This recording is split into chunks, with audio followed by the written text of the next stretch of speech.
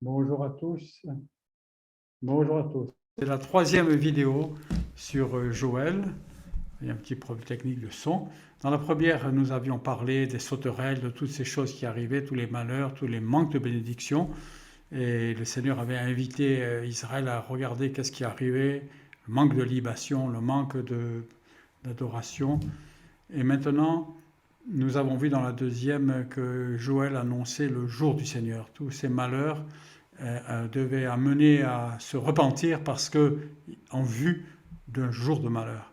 Et les sacrificateurs, parce que le temple devait être reconstruit, nous avons parlé de Élie qui devait reconstruire le temple, qui rétablirait toutes choses. Et le temple étant reconstruit, Israël n'est pas encore tourné vers Dieu entièrement, mais le temple est reconstruit. Il n'est pas clair que l'Esprit soit venu dans le temple. Vous savez que lorsqu'il y a eu la reconstruction du second temple, le temple de Zorobabel, l'Esprit de Dieu n'est jamais venu dans le temple comme il était venu dans le tabernacle lorsque Aaron l'avait inauguré. Et lorsqu'ils se repentiront, alors le Seigneur épargnera le peuple. C'était ça. Alors repentez-vous et le Seigneur épargnera le peuple. Alors on comprend que prophétiquement, ils vont le faire. Élie va reconstruire le temple et les sacrificateurs vont effectivement pleurer et se frapper la poitrine. Il leur dira, ne déchirez pas les vêtements, mais criez à votre Seigneur en vérité. Et le Seigneur entendra. Il est jaloux, ému pour son peuple. Et dans la promesse, il y a donc la promesse d'éviter d'être gardé au jour de l'Éternel, ce jour d'Armageddon, ce jour dont on a parlé, dont l'Apocalypse parle. On voit que Joël et Ézéchiel sont nécessaires pour comprendre les chapitres de l'Apocalypse qui parlent de la colère et des temps de la fin de la dernière guerre mondiale. Mais bien avant que cela arrive, il y aura une autre guerre qui va arriver contre Israël, une invasion du Nord, une invasion subite, inattendue. Et le Seigneur leur dit, parce que vous pleurez, parce que vous vous repentez pour être épargné de la colère qui va venir à la fin, en fait, je vous garde de tous les maux qui vous arrivent et je vous garde aussi de ce malheur qui va arriver tout de suite. Moi, par exemple, je dois vous dire, il y a 40 ans, j'ai été guéri miraculeusement. Pendant un culte, j'avais un gros problème et il y a eu quelque chose, une opération, il y a eu de la chirurgie dans mon dos que le Seigneur a fait. Et en fait, je n'étais pas là pour prier pour cela, je n'étais pas en train de me plaindre de mes douleurs, j'étais en train de m'attendre à la guérison, à quelque chose de bien plus grand pour quelqu'un d'autre. Et comme je regardais à la possibilité, j'avais la foi pour autre chose, moi j'ai reçu une guérison que je n'attendais pas spécialement ce jour-là, bien que je m'attendais à être guéri. Ce que je veux dire, c'est que si vous placez votre foi, quand vous avez la foi dans la puissance de Dieu, elle ouvre la porte à toutes sortes de bénédictions collatérales auxquelles vous n'aviez pas même pensé, auxquelles vous ne saviez pas. Ainsi, nous sommes gardés, nous avons été gardés plein de fois, que ce soit en voyage, sur la route ou dans d'épidémies ou autre chose, sans le savoir.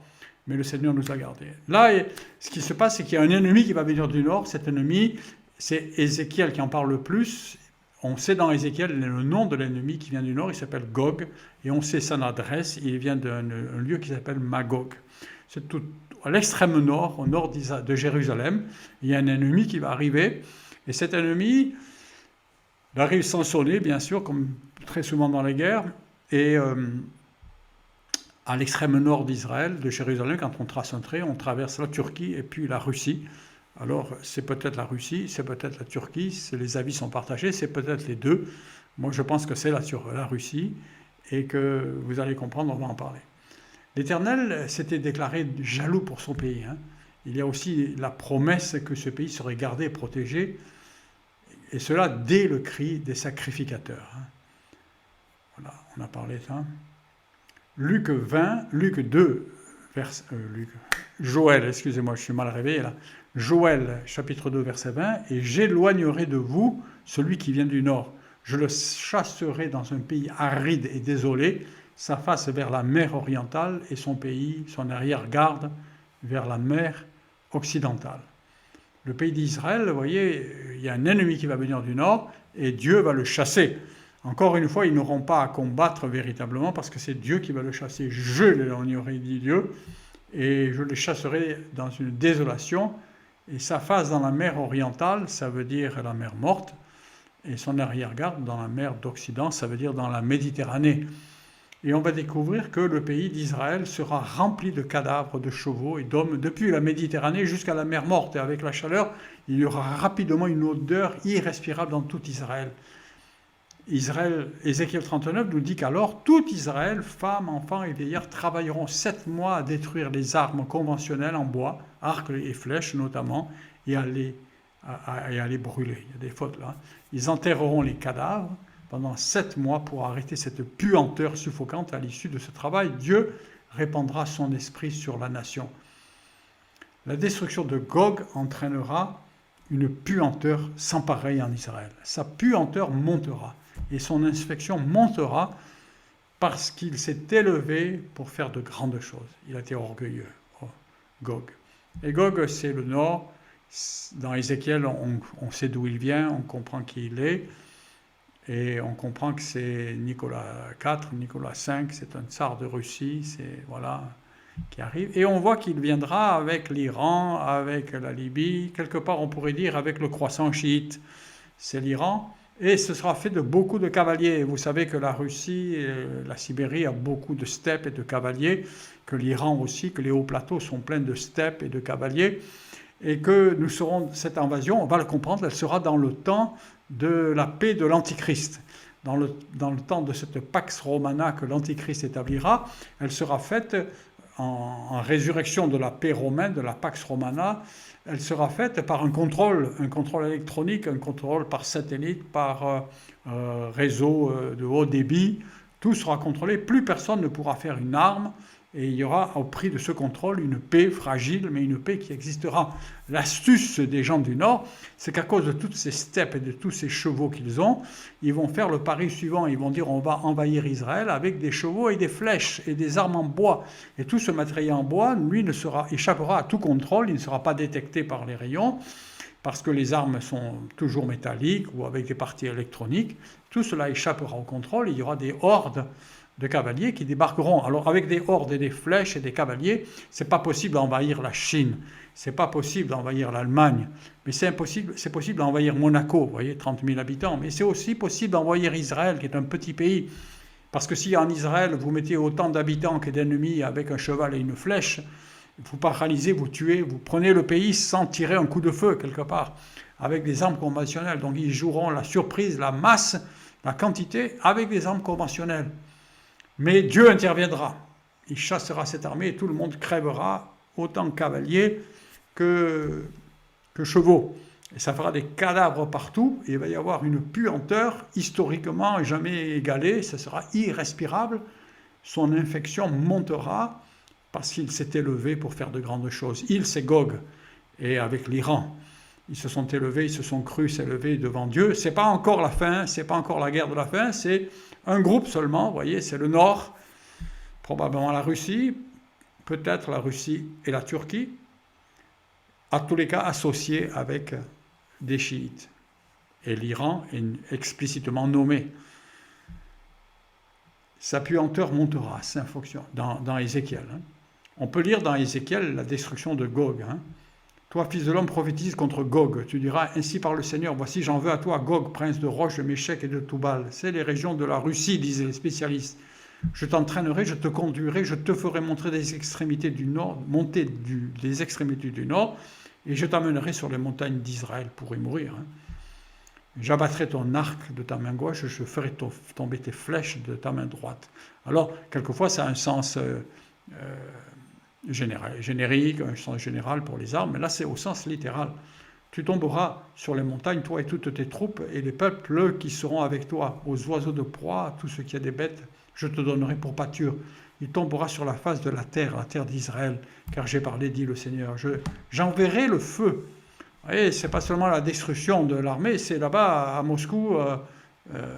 J'ai des amis à Moscou, c'est problématique pour eux que le Seigneur les garde, mais il y aura le feu là-bas. C'est-à-dire il y aura des phénomènes, peut-être des armes, peut-être des trucs, mais il semble que ce ne sera pas trop des armes, parce que même Israël sera contrôlé, et les armes atomiques, les armes nucléaires, dans ce temps de l'Antichrist, vous voyez, le Nord est venu avec des armes conventionnelles, mais Dieu, lui, est capable d'envoyer la foudre, d'envoyer du feu, de faire des tremblements de terre. Le Seigneur dispose d'une panoplie d'éléments naturels dont il peut disposer dans Magog, dans ceux qui habitent dans les îles, et ils sauront que je suis l'Éternel. Le but de tout ça, c'est de faire savoir que Dieu est puissant. En vérité, tout ce qui va arriver là, avant Armageddon, tout ce qui va arriver en Israël est fait pour que les nations sachent, voient, reconnaissent, et que quelques-unes se convertissent.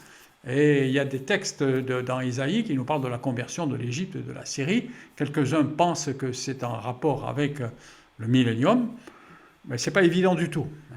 Ce n'est pas du tout évident que ce soit le millénium. Peut-être oui, mais peut-être que c'est dans cette période-là. On en parlera dans d'autres contextes, dans les autres prophètes. Mais disons qu'il y aura un témoignage dans le monde entier. Si Dieu témoigne, c'est pour que quelques-uns se tournent vers lui. Or, les nations musulmanes sont des nations qui craignent Dieu, mais elles ne le connaissent pas. Elles sont comme la Samaritaine à laquelle Jésus dit « Vous adorez celui que vous ne connaissez pas ». Jésus ne lui reproche pas, mais il lui dit « Mais nous, nous les Juifs, il dit, nous adorons celui que nous connaissons, parce que le salut vient des Juifs. » C'est-à-dire que le but des guerres du Moyen-Orient ne seront de juger les nations, mais dans le but aussi de rendre un témoignage, de faire que tous connaissent. « Je ferai connaître mon nom », vous voyez. Les nations sauront, ce qui veut dire qu'il y en a qui vont se tourner vers lui. Et pourquoi pas les nations aujourd'hui islamiques qui craignent un Dieu, qu'elles ne connaissent pas. Voici ces choses arrivent, dit le Seigneur, c'est le jour dont j'ai parlé. Alors les habitants, les villes d'Israël sortiront. Ils brûleront, ils livreront aux armes, ils livreront aux flammes les armes, parce que les armes brûleront. Les petits, les grands boucliers, les arcs, les flèches, les piques, les lances, ils feront du feu pendant 7 ans. Tout le monde va sortir et va brûler. Ils ne prendront point de bas dans les champs. On n'aura plus besoin de matériaux de chauffage ni rien pour quoi que ce soit. On prendra que des armes qu'ils ont abandonnées. Et en ce jour-là, je donnerai à Gog un lieu qui lui servira de sépulture en Israël. Ils sont un méga cimetière. Finalement, Israël va devenir un cimetière de beaucoup, beaucoup de monde dans les temps de la fin, comme vous allez le voir. Les vallées des voyageurs à l'orient de la mer, ce sépulcre formera le passage aux voyageurs. Les voyageurs, ce seront des gens internationaux qui viendront voir, qui contrôleront ce qui arrivera. C'est là qu'on enterrera Gog et toute sa multitude. On appellera cette vallée la vallée de la multitude de Gog. La maison d'Israël les enterrera afin de purifier le pays, et cela durera 7 mois. Tout le peuple du pays les enterrera. Les enfants, les femmes, les enfants, pendant 7 mois, temps plein, on enterrera pour arrêter cette puanteur et pour purifier le pays. Il en aura du renom le jour où je serai glorifié. Le jour où cela arrivera dans la terre entière, il y aura du renom. On sera sous le règne de l'Antichrist. On sera devant l'adoration de la statue électronique de l'Antichrist. On sera avec la marque, avec le bitcoin, et les monnaies numériques et tout le système de l'Antichrist. Mais on saura que là-bas, au Moyen-Orient, Dieu que l'on veut éradiquer, Dieu que l'on veut faire oublier, Dieu vient de sauver son peuple, il vient de faire des prodiges. C'est très embarrassant pour le système de l'Antichrist, vous comprenez que toutes ces choses sont en corrélation avec la venue et le rétablissement du temple et la venue des 2 témoins qui feront des prodiges et qui iront contre le système de l'Antichrist au point que l'Antichrist les tuera. Et que le monde entier se réjouira quand l'Antichrist aura tué ces hommes. Pour l'instant, nous n'en sommes pas là. Nous sommes à cette guerre du Nord et Dieu aura du renom déjà dans cette histoire-là. Et dans Joël, Dieu dit à Israël, réjouis-toi parce que je te délivre. Ne crains pas, égayez-toi car l'Éternel fait de grandes choses. Ne craignez pas. Et vous, égayez-vous et réjouissez-vous parce que le Seigneur va faire venir, au bout du compte, il fera venir la bénédiction. Et il y aura du vin et de l'huile, du mou et de l'huile. Et cela, ça nous parle dans l'Apocalypse d'un mystère qui concerne le 4e cavalier, où il y a des rationnements, mais où il dit au vin et à l'huile. Et là, il y a des gens qui ont pensé que c'est les riches et les pauvres, mais le vin et l'huile, ce sera la bénédiction spirituelle. Ça parlera de ceux qui ont reçu. Le vin, c'est le vin de la croix, c'est le sang des raisins. L'huile, c'est le Saint-Esprit. Il y aura ces choses-là qui vont regorger en Israël. C'est ça. Et je vous rendrai, dit le Seigneur, tous ceux qui ont mangé les sauterelles, les bestioles qui avaient tout mangé, et vous serez rassasiés. Parce qu'après l'invasion du Nord, il y aura de la bénédiction. Il y aura de la bénédiction. Et nous arrivons à le point central sur lequel devons nous arrêter pour parler de cette invasion du Nord. Il arrivera après cela.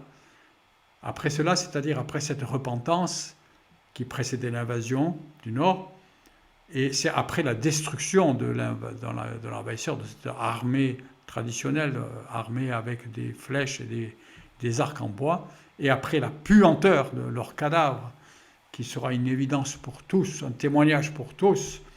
Après cela, je répondrai de mon esprit. Après cela, c'est après tout ce que nous venons de dire là, la destruction de Gog et la puanteur du pays, qui sera un témoignage de l'œuvre miraculeuse de Dieu. Il ne nous est pas dit comment. Je l'éloignerai, une partie sera dans la Méditerranée, une partie sera dans la mer morte, et le pays sera plein de cadavres. Comment cela va arriver ? Ça ne nous est pas vraiment dit, mais ça viendra de Dieu. Peut-être que Dieu se sert du peuple, que c'est Dieu qui agit en mettant des embuscades, mais là c'est général. Il y aura quelque chose qui tue, qui viendra de Dieu, mais qui ne tuera pas les Israélites. Donc ce ne sera pas une bombe nucléaire, vous voyez, parce que tout le monde serait mort. Ça tuera spécifiquement l'armée.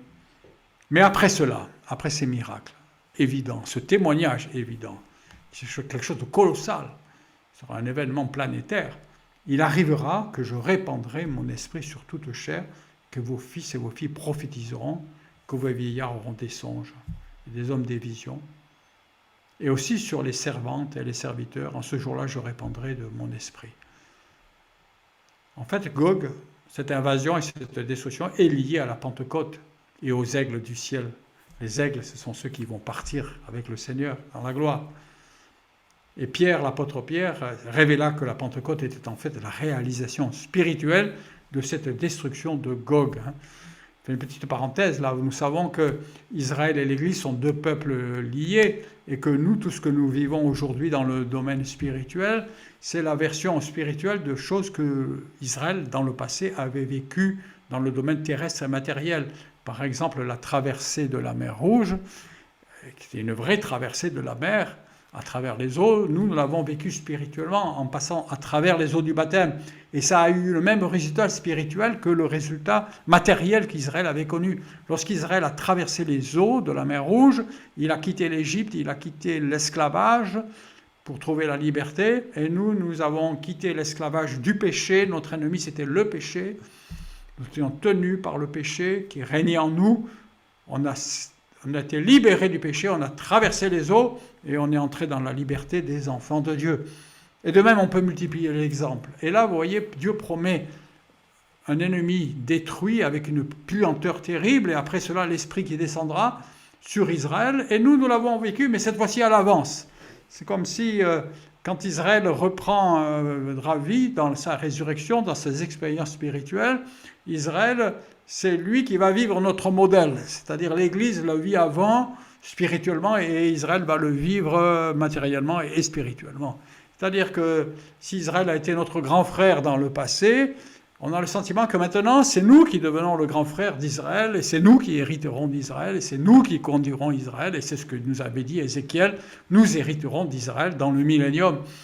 Et nous serons des sacrificateurs auprès d'Israël dans le millénium pour un service qui est assez mystérieux, mais qui est véritable. Jésus est le sacrificateur des biens à venir. Il y a plein de choses merveilleuses qui sont préparées pour l'Église. Tout cela pour vous dire que si Gog était l'ennemi d'Israël, le péché, lui, est l'ennemi de l'Église, était notre ennemi, il est l'ennemi de tous les hommes.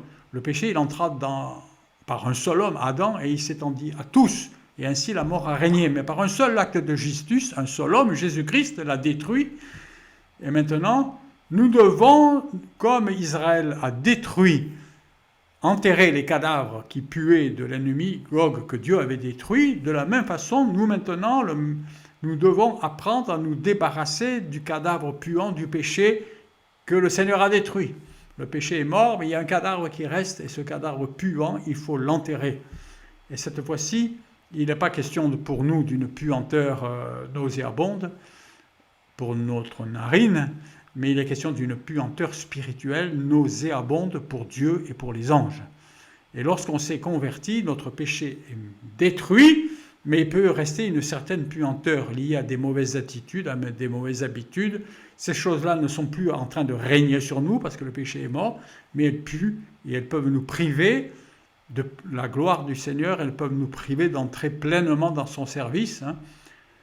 Et cette fois-ci, donc, dans nos vies, il y a un parallèle qui est qu'il peut y avoir une puanteur spirituelle comme il y aura une puanteur qui envahira tout le pays d'Israël. Peut-être étonnant, j'en ai parlé dernièrement à l'église, des amis m'ont dit « Ah, c'est embêtant, c'est pas agréable de parler de puanteur. » C'est pas agréable, mais ça nous sauve, parce que c'est la vérité. Ainsi comme Israël, après avoir senti cette puanteur, la puanteur des cadavres de Gog, puanteur des péchés détruits par Jésus à la croix, l'Esprit est répandu après qu'on ait senti cette odeur, voyez, et il nous invite à nous en débarrasser. Et c'est Pierre qui expliquait ce lien entre la destruction de Gog et la Pentecôte. Lorsque le jour de la Pentecôte, il s'est levé, Pierre, qu'il a fait la première prédication de l'Évangile, il s'adressait à ceux qui se moquaient en entendant parler en langue, en diverses langues, et qui disaient « ces hommes sont ivres, ils sont ivres de vin ». Pierre leur dit « ces hommes ne sont pas ivres de vin doux, mais vous assistez à l'accomplissement de la prophétie de Joël, lorsqu'il dit « après cela, je répondrai de mon esprit ». Or, Joël dit, après cela, après la destruction d'une nation, Gog venu de Moscou avec la Perse, avec des chevaux, vous voyez, quelque chose de très politique, concret, après cela. Mais c'est le même événement spirituel pour nous, après la destruction du péché. Alors, le Saint-Esprit est répandu quand il y a la puanteur.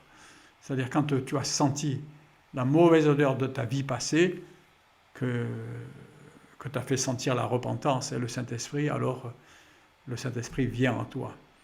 Ainsi, l'Église reçut l'Esprit lorsqu'elle sentit cette puanteur. Le prophète Ézéchiel donne plus de précisions sur la destruction de Gog. Je ne leur cacherai pas ma face, il dit, car je répandrai mon esprit. Ézéchiel le dit aussi, vous voyez, dit le Seigneur. Mais nous savons tous qu'en fait, il y a deux temps dans la Pentecôte, dans le livre des Actes. Il y a le moment au chapitre 2, lorsque les 120 dans la chambre haute ont reçu le baptême du Saint-Esprit, ont parlé en langue, et celui qui parle en langue s'édifie et est fortifié dans son âme. Mais un peu plus tard, au chapitre 4 de la Pentecôte, du livre des Actes, les disciples ont crié au Seigneur, le sol a tremblé, ils ont reçu le revêtement de puissance. Ils sont partis, ils sont devenus des témoins, et ils annonçaient la parole avec puissance et autorité. Et dans le saint nom de Jésus, il a commencé à se faire de grands miracles, parce qu'ils ont reçu ce revêtement de puissance. Et pour faire simple et rapide, on peut dire que j'ai l'impression que dans Joël, il est question de la première effusion du Saint-Esprit de Acte 2, le jour de la Pentecôte, parce que c'est juste après avoir senti la puanteur, l'odeur des péchés, que le Saint-Esprit a été répandu. Il n'y a pas du tout de référence à l'enterrement des péchés. Alors que dans Ézéchiel, et c'est dans Ézéchiel seulement que l'on en parle, il est question d'enterrer les péchés, de détruire les armes, toutes ces choses que l'ennemi a laissées dans nos vies. Et une fois que tout ce travail a été fait, à la fin seulement, Ézéchiel dit « je répandrai de mon esprit ». Et ça fait référence plutôt à Acte 4, quelque chose qui vient après un certain travail. Donc Pierre nous dit dans la deuxième épître que nous devons faire tous nos efforts pour ne pas oublier la purification de nos anciens péchés. C'est-à-dire, nos anciens péchés sont morts, mais il faut purifier. Il faut purifier nos vies, purifier le temple. Et c'était ce qui est arrivé en Israël, ce qui arrivera en Israël. Nous vivons maintenant ce qui arrivera en Israël. Vous voyez, le sens de la prophétie s'inverse. C'est nous qui l'avons vécu spirituellement d'abord, et Israël va le vivre matériellement, et puis fera aussi une expérience spirituelle à la fin. L'enterrement des cadavres, cette notion de cadavre de l'ennemi fut reprise par Jésus, parlant du temps de l'enlèvement de l'Église. Dans Matthieu 24, verset 28, il dit « En quelque lieu que soit le cadavre, là s'assembleront les aigles. » Le cadavre, c'est la mort à soi-même, la mort de l'ennemi. Tous ces cadavres, dans nos vies, s'il y a eu du cadavre, c'est-à-dire si le péché est mort, si j'en ai senti l'odeur, et si je travaille à l'enterrer, à purifier toutes ces choses, alors ça c'est un lieu spirituel, ce n'est pas un lieu physique. Dans ma vie, on est tous dans le même lieu, on est tous dans la même attitude spirituelle, tous ceux d'entre nous, les enfants de Dieu, qui avons senti l'odeur de la vie passée, la mauvaise odeur du péché, et qui par l'Esprit de Dieu avons laisser le sang de Jésus nous recouvrir, nous purifier et faire mourir le péché, alors là où il y a le cadavre, là il y aura la vie du ciel. Là s'assembleront les aigles. Et quand le Seigneur viendra nous chercher, ce cadavre c'est celui de l'ennemi, c'est celui du péché. Les aigles, c'est les hommes du ciel, ceux dont la vieille nature est morte avec le Seigneur, qui sont maintenant des citoyens du ciel et qui vont partir dans l'enlèvement quand le Seigneur viendra. Et c'est dans cette période-là, dans cette période de Gog et Magog, après ou avant, on en parlera, c'est dans cette période-là que le Seigneur enlèvera son Église. La porte, parce que c'est dans ce temps-là qu'à cause des deux témoins et du réveil d'Israël qui se tournera vers Dieu, qui recevra l'Esprit, c'est dans ce temps-là que l'Antichrist va devenir un ennemi diabolique et que on va basculer dans la semaine de Daniel, dans la deuxième partie, et je fais partie de ceux qui croient que l'Église est enlevée au milieu de cette période, et pas ni avant ni après. Bon, c'est un long discours, mais vous savez, pour ce qui est de l'enlèvement, il y a 3 positions essentielles. La plus raisonnable, à mon sens, et celle que je crois de tout mon cœur, spirituellement, pour le bon sens et pour ce que dit l'Écriture, c'est que nous verrons le début des tribulations, mais quand l'Antéchrist se déchaînera, entre guillemets, quand il va venir vraiment terriblement diabolique, avec le faux prophète et toutes les choses qui arriveront de diabolique, l'Église sera enlevée. Et parce que l'Antéchrist ne pourra pas devenir diabolique et ne pourra pas rentrer dans toutes les abominations de la fin tant que l'Église est là. Parce que nous, sur la terre, en tant que sacrificateurs, le Saint-Esprit, le ministère du sacrifice de Jésus en nous, retient la venue de l'Antéchrist dans sa folie. Mais n'a pas retenu son installation dans la paix électronique, dans toutes ces choses-là. Ce n'est pas l'Église qui empêchera l'installation du Bitcoin, ce n'est pas l'Église qui empêchera le contrôle électronique. Et d'ailleurs, dans nos églises, il y a des gens qui pensent empêcher par la prière l'installation du pass sanitaire ou de ces choses-là. Mes chers amis, vous pouvez vous pouvez chercher à refuser tout ce qui arrive dans le monde. Vous pouvez aussi refuser de monter dans un avion, refuser d'avoir une automobile, etc. Mais ces choses-là, nous ne les retenirons pas. Ce que nous retiendrons, c'est nous empêchons l'Antichrist d'entrer dans sa phase d'abomination. Mais quand il devra y rentrer, quand le temps sera arrivé, le Seigneur enlèvera son Église et le Saint-Esprit en nous, le ministère de l'intercession du Saint-Esprit à travers les sacrificateurs sera retiré. Et c'est ce qui fait penser que c'est dans ces temps-là que l'Église sera enlevée. Et l'enterrement de notre vie spirituelle, Pierre en parle et nous explique comment on doit faire l'enterrement du cadavre. Et pour enterrer ces choses et pour purifier nos cœurs, il y a des efforts à faire dans 7 domaines qui sont l'objet du premier chapitre de la seconde épître de Pierre. Il faut travailler pour ajouter à notre foi la vertu de la vie, notre parole soit droite, que nos actes soient vrais, propres, la connaissance des Écritures, la maîtrise de soi, la patience, l'amitié fraternelle dans l'Église. Ça veut dire la nécessité de ne pas être en ligne en permanence, mais d'être dans une Église pour avoir de l'amitié. La question, c'est ne pas se poser la question qui sont mes amis dans l'Église, mais c'est la question vraie, c'est de qui suis-je moi ami dans l'Église, vers qui me tourne. Je me tourne. Hein. Et puis, bien sûr, l'amour, et tout cela dans la patience, hein, avec l'aide du Saint-Esprit. Et 2 Pierre nous dit que celui qui ne fait pas cet enterrement, celui qui ne travaille pas à la purification de sa vie, eh bien, il a mis en oubli la purification de ses anciens péchés. C'est-à-dire, il ne fait pas ce qu'Israël fera, à savoir enterrer et purifier le pays. Hein. Et si on a purifié le pays, alors, on ne bronchera pas. On tiendra jusqu'à la fin, et c'est ainsi que l'entrée dans le royaume éternel de notre Seigneur vous sera pleinement accordée. Hein. Et puis maintenant, Joël revient au thème dont nous ferons la vidéo suivante. Il revient à d'autres événements dont je ne vais pas vous dire la teneur parce qu'il y a des surprises. À la prochaine vidéo, je vous dis.